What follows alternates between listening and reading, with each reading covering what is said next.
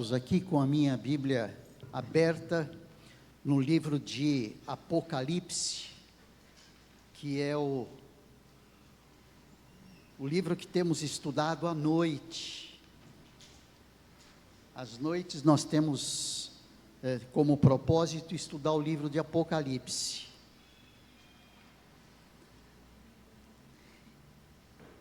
Domingo passado nós olhamos um pouquinho a carta que João escreveu à igreja de Éfeso, com algumas características ali, não é? Principalmente aquela que tem a ver com o fato dela ter sido galardoada com louvor, mas também com censura. Ou seja, João, quando escreveu amando de Jesus, ou Jesus quando disse para a igreja, porque é bem isso, é Jesus dizendo para a igreja: olha, eu louvo vocês porque eu conheço a obra que vocês realizam, sei do esforço de vocês, a sua perseverança, sei que vocês suportaram provas por causa do meu nome, e sem esmorecer, mas eu tenho contra você o fato de que você abandonou o seu primeiro amor. Então nós vimos algumas coisas aí, o que estava à volta desse louvor, desses elogios, e o que estava à volta da censura. Na carta de Esmirna, também vai nessa direção, com uma diferença, de que não tem censura nenhuma, só tem elogio. As 7 cartas do Apocalipse, aquelas mencionadas ali no capítulo 1, a igreja de Éfeso, a igreja de Esmirna, a igreja de Pérgamo, de Tiatira, de Sardes, e de Filadélfia e de Laodiceia, as 7 cartas, 4 delas receberam elogios e censuras. 2 delas só receberam elogios, e uma delas só recebeu censura, no caso da igreja de Laodiceia, que foi a última igreja. Então, essa é uma das marcas, ou seja, Jesus, ele já faz uma avaliação aí, acerca do como essas igrejas estavam andando. A igreja de Esmirna foi uma igreja que não recebeu censura nenhuma. Ela tinha ali algumas características bastante importantes, bastante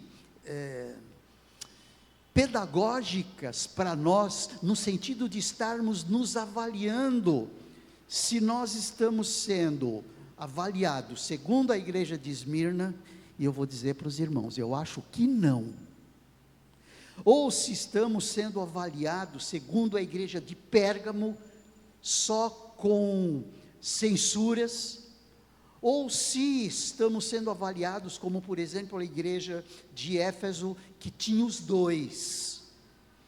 Nós vivemos em tempos muito difíceis, em que, muito provavelmente, estamos vivendo os tempos da igreja de Laodiceia.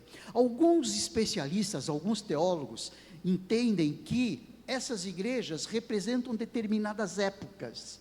Por exemplo, eles acham que a igreja de Esmirna representa a igreja do 1º e 2º século, onde exigia-se extremamente dessas igrejas, em termos de fidelidade, e a igreja de Esmirna, que era uma igreja caracterizada por suportar grandes tribulações, como diz o texto, ser uma igreja pobre, seja uma igreja que sofria demais, e essa é uma das características da igreja, da igreja do 1º e 2º século, aonde o que era cristão era sujeito a grandes provações. E esses mesmos teólogos entendem que a igreja de a igreja de Laodiceia, que foi uma igreja que só recebeu censuras, é uma característica das igrejas dos últimos tempos. Igrejas que é muito fácil não se perceber, é muito fácil não perceber envolvimento espiritual. É muito fácil perceber, aliás, essa falta de envolvimento, essa falta de compromisso. Então, como nós estamos sendo avaliados? Então, quando nós olhamos estas cartas, é importante a gente verificar onde a gente está incluído, tanto nos elogios, quanto nas censuras. A igreja de Esmirna era uma igreja tida como a igreja perseguida, a igreja pobre, mas rica. Evidentemente, a gente já percebeu o que se quer dizer com uma igreja pobre, mas rica. Pobre externamente, mas internamente muito rica. Ao contrário de cidades como, por exemplo, Pérgamo, ou mesmo a cidade de Sardes, que era uma igreja rica, mas pobre. É um jogo de palavras bastante interessante para a gente perceber o quê? Perceber que a riqueza exterior não significa a riqueza interior. A pobreza exterior não significa a pobreza interior. No caso dessas igrejas, não é? Igreja aí de Sardes, a igreja de Laodiceia, eram igrejas ricas, mas pobres espiritualmente falando, pobres de espírito. No entanto, a igreja de Esmirna era uma igreja pobre da perspectiva exterior, do ponto de vista exterior, mas era uma igreja rica na fé e na lealdade a Jesus Cristo. Vamos ler o texto, são poucos versículos. A igreja, essa carta à igreja de Esmirna é uma carta curta, é uma carta que tem 4 versículos só, ao contrário da igreja de Éfeso, que tem aí 7 versículos. Essa igreja de Esmirna, essa carta à igreja de Esmirna, tem 4 versículos, 8, 9, 10 e 11. Vamos lá. Ao anjo da igreja de Esmirna escreva estas coisas, diz o primeiro e o último, que esteve morto e tornou a viver. Conheço a tribulação pela qual você está passando, a sua pobreza, embora você seja rico, e a blasfêmia dos que se declaram judeus e não são, sendo isto sim sinagoga de Satanás. Não tenha medo das coisas que você vai sofrer. Eis que o diabo está para lançar alguns de vocês na prisão, para que vocês sejam postos à prova e passem por uma tribulação de 10 dias. Seja fiel até a morte, e eu lhe darei a coroa da vida. Quem tem ouvidos, ouça o que o Espírito diz às igrejas. O vencedor de modo nenhum sofrerá o dano da segunda morte. A igreja de Esmirna, a cidade em que a igreja de Esmirna estava localizada, era uma das grandes cidades do Império Romano. Era uma cidade muito rica, era chamada ou considerada a flor da Ásia, a coroa e a flor da Ásia. Era uma cidade muito subserviente a Roma. Era uma cidade que agradava o coração do Império Romano. Mas a igreja de Esmirna, a igreja dessa cidade, era uma igreja muito, muito sofrida, até por conta daqueles que faziam parte da sinagoga de Satanás. É uma referência aos judeus. A igreja de Esmirna, ou as igrejas geralmente do primeiro ou do segundo século, tinham uma característica: elas eram muito perseguidas pelos judeus, pela religião judaica, que se considerava a religião correta, que se consideravam o povo de Deus, e tudo mais tinha uma conotação menos valorizada. Hoje, Existe essa cidade ainda, cidade de Esmirna, mas não com o nome de Esmirna, mas com o nome de Esmir. É uma cidade com 255 mil habitantes. É uma cidade pequena. Existem cidades do interior, do interior da cidade de São Paulo, do estado de São Paulo, com mais habitantes do que a cidade de Esmir. O versículo 8, ele menciona ali: ao anjo da igreja em Esmirna, estas coisas diz o primeiro e o último, que esteve morto e tornou a viver. É uma referência ao versículo 18, que diz ali, no final do versículo 17, diz: não tenha medo, eu sou o primeiro e o último, que é uma menção aqui desse versículo 8 do capítulo 2, ou seja, este que se identificou como aquele que esteve, que era o primeiro e o último, e aquele que vive, esteve morto, é quem está endereçando esta carta, que é uma das características marcantes de todas as cartas, de todas as 7 cartas. Eu sou o primeiro e o último, que esteve morto e agora vive. Os especialistas, os teólogos, dizem que o povo, a cidade de Esmirna, mas a igreja de Esmirna, entendeu muito bem isso, porque a cidade de Esmirna, ela foi fundada 1000 anos antes de Cristo, mas foi destruída por volta de 600 antes de Cristo, completamente, e voltou a reviver, foi reconstruída a partir das cinzas. Então, alguns dizem que aqueles da igreja de Esmirna, aquelas pessoas, aqueles irmãos da igreja de Esmirna, entendiam muito bem o que significa não existir e existir logo depois. E Jesus diz que ele esteve morto e agora vive. Parece que são palavras que identificavam a situação dos esmirnianos, ou esmirnenses, como queiramos aí, daqueles de Esmirna, que estavam vivendo momentos de grande dificuldade. Por quê? Porque o próprio Jesus esteve morto, e agora vivia, mesmo que eles estivessem às portas da morte, mas eles poderiam ter certeza que eles reviveriam, como o próprio Jesus reviveu.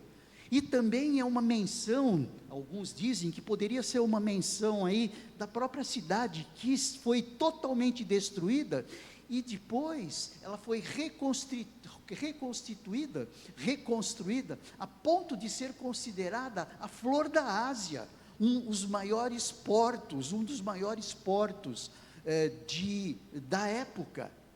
Então, são detalhes que poderiam ser usados pelo Espírito Santo de Deus para dar ânimo a esse povo que vivia em grande tribulação, que passavam por grande pobreza. Agora, alguns dizem assim: mas não era uma cidade rica? Por que eles se caracterizavam por ser pobres? Quem se caracterizava por ser pobre eram os da igreja. Por quê? Porque no afã de serem perseguidos, lhes eram tomadas todas as suas riquezas. Eles não tinham liberdade, nem para ter liberdade para o trabalho, eles não tinham trabalho. Existem 2 palavras para caracterizar a pobreza: aquela pobreza em que a pessoa só não tem o excedente, mas o essencial ele tem, mas só o essencial. É um grau de pobreza, é uma palavra no original, mas tem uma outra palavra no original que mostra a pobreza no sentido de não ter nem o essencial, ou seja, eles não tinham alimento. Quando a gente olha para a cidade de Gaza hoje, talvez a gente possa entender um pouquinho, não por estar vivendo, mas por ter conhecimento de que existe no mundo hoje situações de grande pobreza, a ponto das pessoas não terem o que comer. A gente tem visto aí as reportagens que mostram as pessoas desesperadas com um prato vazio e lutando com as suas próprias forças para conseguir alguma coisa para comer. Ali em Esmirna, os crentes de Esmirna viviam essa situação, porque eles eram confiscados em todos os seus bens. Os judeus influenciavam o Império Romano para persegui-los em todos os sentidos, inclusive Policarpo era um dos pastores, e foi morto, foi queimado vivo, com 86 anos, um dos pastores de Esmirna. Disseram para ele: olha, ou você rende adoração ao imperador César, ou vocês não receberão absolutamente nada e você será morto. Ele disse assim, conta-se que ele disse o seguinte: até hoje, Deus, na pessoa de Jesus, sempre me foi fiel, não é agora que eu vou deixar de ser fiel a Ele. Eles fizeram essa proposta para ele: olha, você não morre se você adorar César. Então, tem uma expressão, não é? Kaiser, Kyrios, ou seja, César, Senhor, mas ele optou por Christus, Kyrios, Cristo, o Senhor. Então, é interessante como, nos dias de hoje, a gente nem sabe o que significa isso. Nós não sabemos o que significa isso. Nós não precisamos abrir mão da nossa liberdade. Nós não precisamos abrir mão do nosso direito de ir e vir.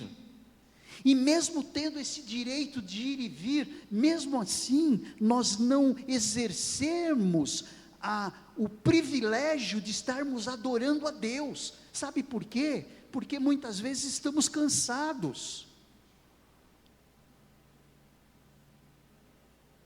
Então, quando nós comparamos a situação em que os crentes de Esmirna viviam ali e demonstravam fidelidade, não abriam mão de ser Cristo o Senhor, nós muitas vezes abrimos mão por muito menos. Nós abrimos mão de Deus ser o Senhor da nossa vida por muito menos. É muito importante a gente refletir nisso, é muito importante a gente fazer uma autoavaliação do quanto nós estamos adorando a Deus, do quanto nós o adoramos, como adoramos, quanto entregamos do nosso tempo, quanto entregamos das nossas energias, quanto entregamos da nossa inteligência, quanto entregamos dos dons que Ele mesmo nos dá.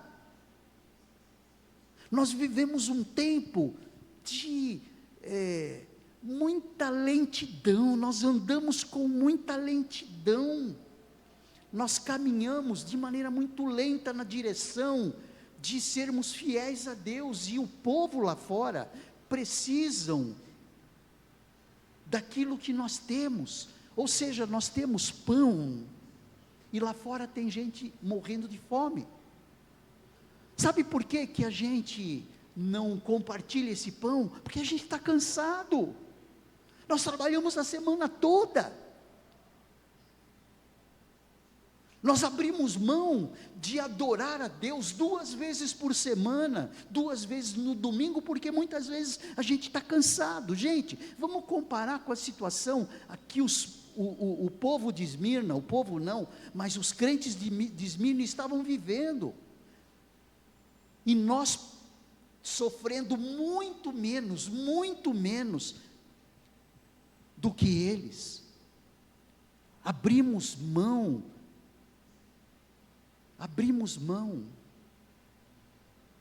do direito que temos muitas vezes, e do privilégio que temos de adorar o nosso Deus, de estarmos mais juntos. Quem sabe os teólogos que dizem que a igreja de Laodiceia é vivida nesses tempos, é uma verdade. Vivemos sob a égide da pós-modernidade. A pós-modernidade é caracterizada por um amor líquido, um amor que depende.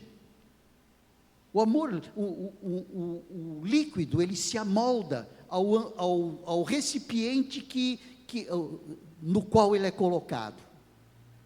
Se o recipiente for rasinho, o líquido se acomoda naquele recipiente rasinho, pouco espesso e maior. Se for um tubo na vertical e pouco espesso, ele se acomoda àquilo. Se for um tubo e depois um bojo aqui embaixo, o líquido também se amolda. Ou seja, parece que nós vivemos essa modernidade líquida em que a nossa ética se amolda à ética do mundo. Vivemos momentos em que a gente está muito mais preocupado com nós mesmos, conosco mesmos.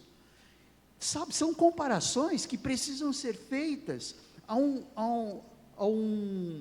uma carta escrita por Cristo aqui, à igreja de Esmirna, e dizendo que essa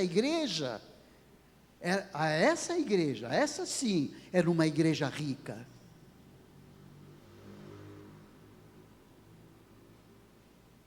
Ser cristão em Esmirna era risco de perder bens e a própria vida.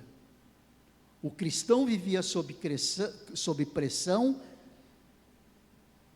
e se quisesse se manter fiel a isso, ele estava prestes a perder a vida.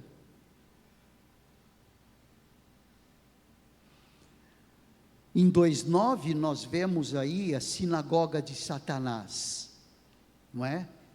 Esse versículo: conheço a tribulação pela qual você está passando em sua pobreza, embora você seja rico, e a blasfêmia dos que declaram judeus e não são, sendo isto sim a sinagoga de Satanás. Ou seja, que se achavam o dono da verdade, mas a verdade é Cristo Jesus. Era uma situação que eles viviam no capítulo 3, versículo 9, quando ele menciona aqui a igreja de Filadélfia, que era uma das igrejas para a qual Jesus escreveu, sem nenhuma penalização, só com elogio, não é? Diz lá, fala dessa sinagoga de Satanás também: eis que eu farei com que alguns dos que são da sinagoga de Satanás, desses que se declaram judeus e não são, mas mentem, eis que farei com que que venham até vocês, prostrem-se aos seus pés e reconheçam que eu amo vocês. Isso ali na igreja de Filadélfia.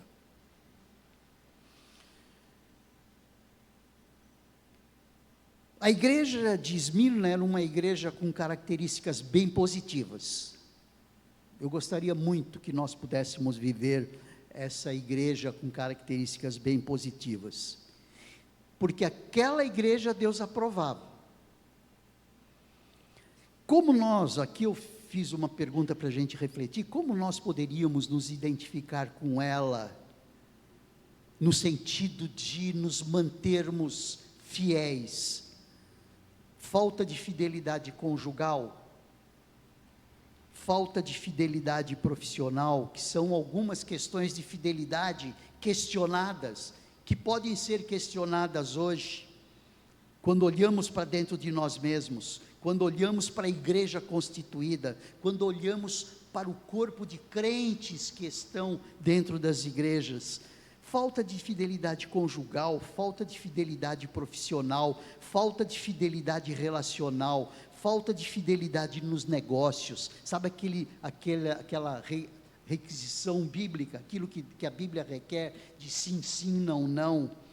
A falta de fidelidade religiosa, a falta de fidelidade espiritual, excesso de compromisso consigo mesmo. Então, são elementos que precisam ser avaliados à luz da fidelidade que aqueles crentes de Esmirna demonstravam.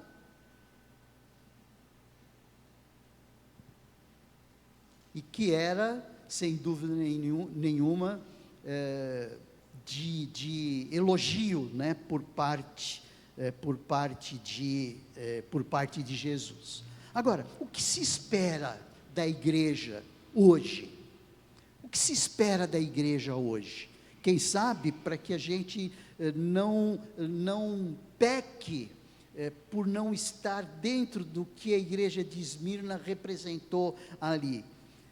Não tendo, é uma delas, não é, no versículo 10 ali, quando ele diz, não tenha medo das coisas que você vai sofrer, eis que o diabo está para lançar alguns de vocês na prisão. Palavra de consolo essa de Jesus para a igreja de Esmirna, não é mesmo?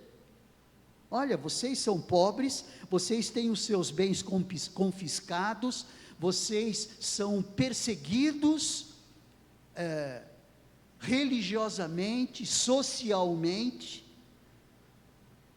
mas não tenham medo das coisas que vocês vão sofrer.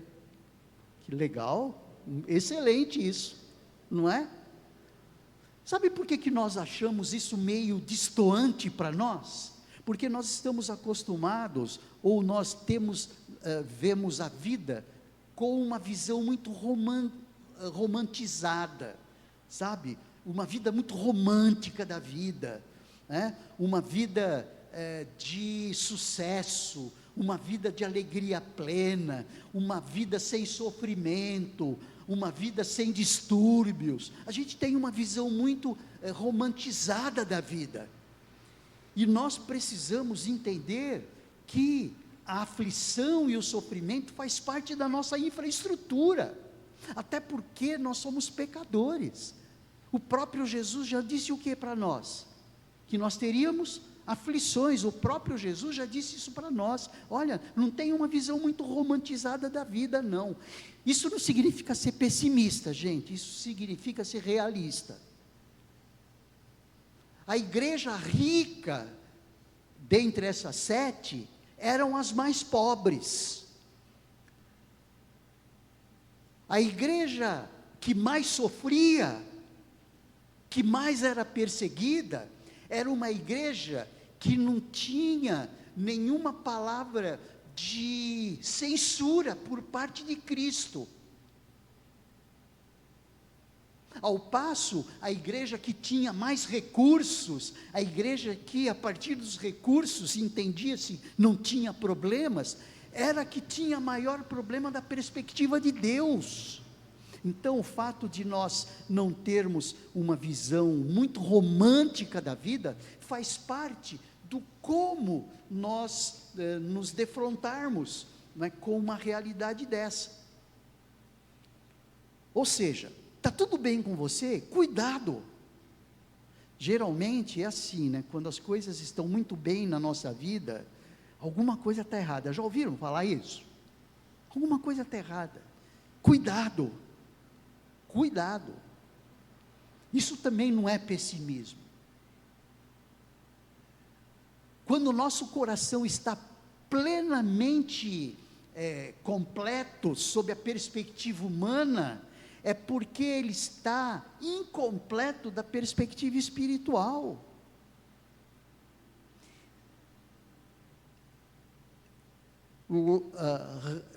Relacionar a vida alegre com o fato de Deus estar presente, nem sempre é uma realidade. Aqui não era. Tanto é que o próprio Jesus diz, não tenham medo das coisas que você vai sofrer.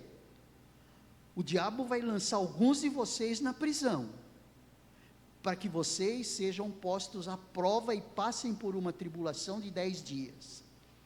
Seja fiel até a morte, e eu te darei a coroa da vida. Eles eram esmagados pelas circunstâncias que forçavam a abandonarem a fé. O que pode estar forçando hoje alguns de nós a abandonarmos a fé?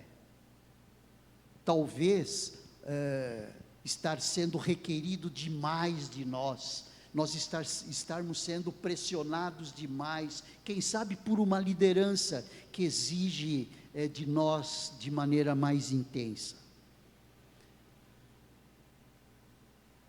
A pobreza, muitas vezes ficamos perplexos diante das possibilidades da pobreza, e tem aqueles dois detalhes daquelas duas palavras ali, uma, ser pobre tendo o estritamente necessário, e outra, ser pobre não tendo absolutamente nada. Sendo difamados, eles eram difamados pelos judeus, eles eram acusados de canibais, porque comiam o sangue e o corpo de Jesus. Metaforicamente, comemos o pão que simbolizava o corpo, não é?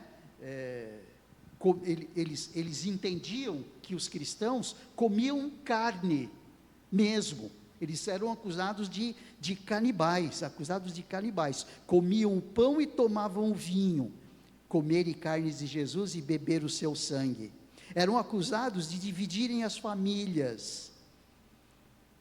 No momento em que abandonavam a adoração ao imperador, eles não abriam mão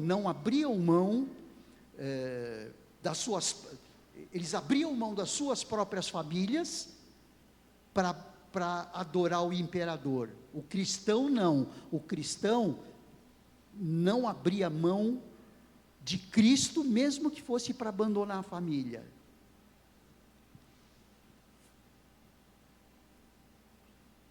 Acusados de serem ateus, porque não aceitavam adorar os deuses romanos. Então, são alguns elementos aí que mostram como viver num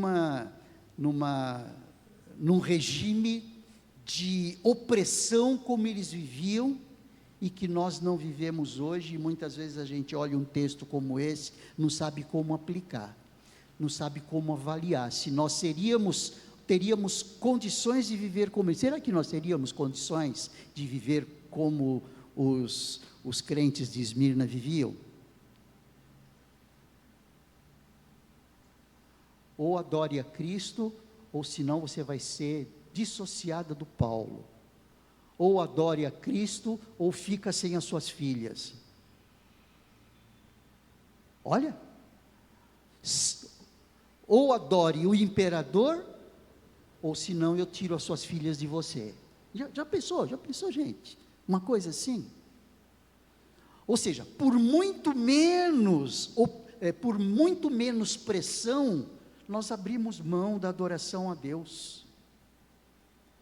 Muito menos pressão. Então, quando nós olhamos uma carta como esta, nós percebemos o quanto nós não estamos prontos a fazer qualquer sacrifício por Jesus. Estamos prontos a fazer qualquer sacrifício por Jesus? Como nós responderíamos a essa pergunta?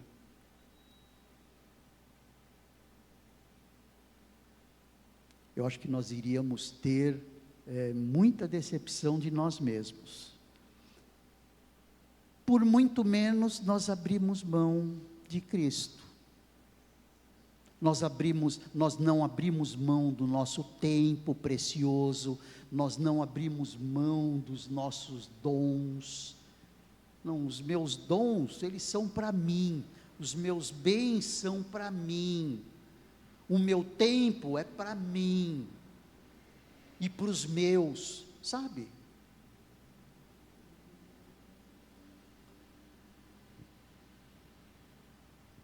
Família, negócios e igreja.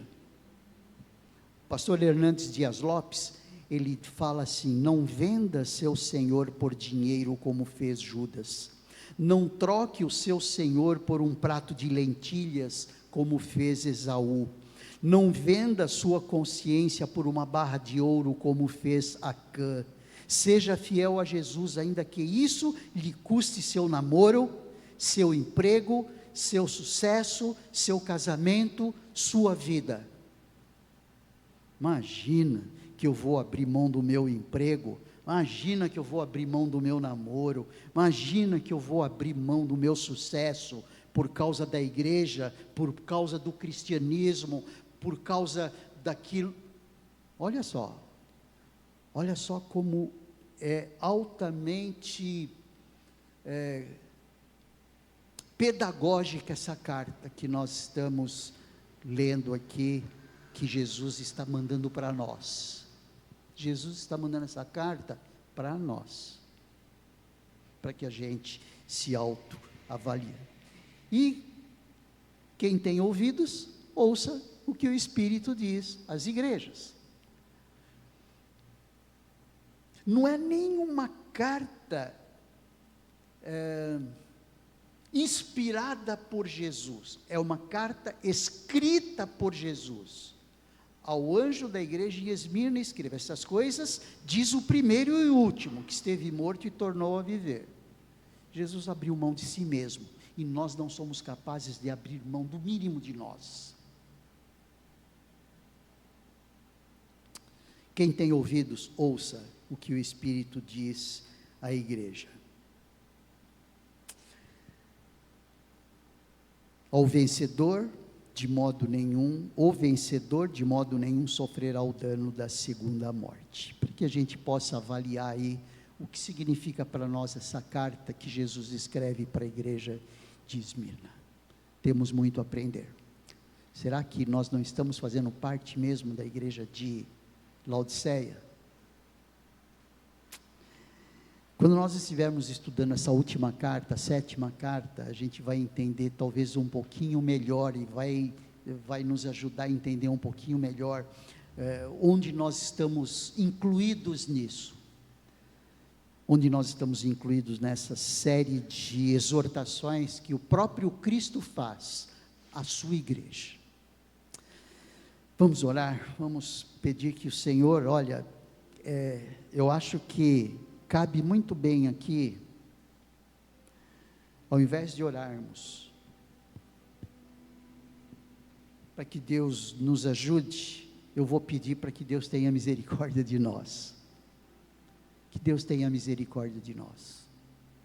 Senhor, nós oramos muito gratos ao Senhor, porque ao lermos esta carta e fazermos uma série de considerações acerca do como vivemos hoje, do como vivia o cristão ali em Esmirna, nós ficamos realmente muito envergonhados, e nós começamos a entender o quanto nós somos pobres.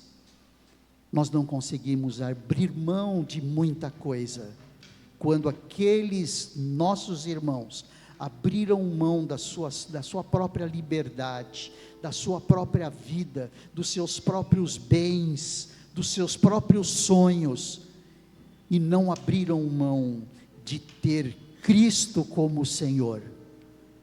Muitas vezes eles foram induzidos a escolher o senhorio de César. No entanto, eles não abriram mão de ter Cristo como seu Senhor, por isso eram ricos. Nós te pedimos, Paizinho amado, que nós possamos ser capazes de fazer uma autoavaliação sincera acerca da nossa fidelidade, e fazermos ajustes, evidentemente, não somente fazermos uma avaliação sincera do nosso cristianismo, mas fazermos ajustes, e sermos mais fiéis ao Senhor, abrindo mão mais daquilo que nós entendemos ser direito nosso. A partir do momento que nós somos teus servos, nós não temos direito de nada. O servo não tem direito, a não ser o seu Senhor. Este sim tem todo o direito. Ajuda-nos a viver essa realidade como cristãos, como Igreja Batista Vida Nova. Só assim nós conseguiríamos marcar território no lugar onde nós estamos. Nós estamos geograficamente colocados aqui, mas nós queremos marcar este território como sendo teu território, onde o Senhor esteja sendo Senhor de todas as coisas aqui, a partir da nossa vida. Te pedimos isso, em nome de Jesus, amém.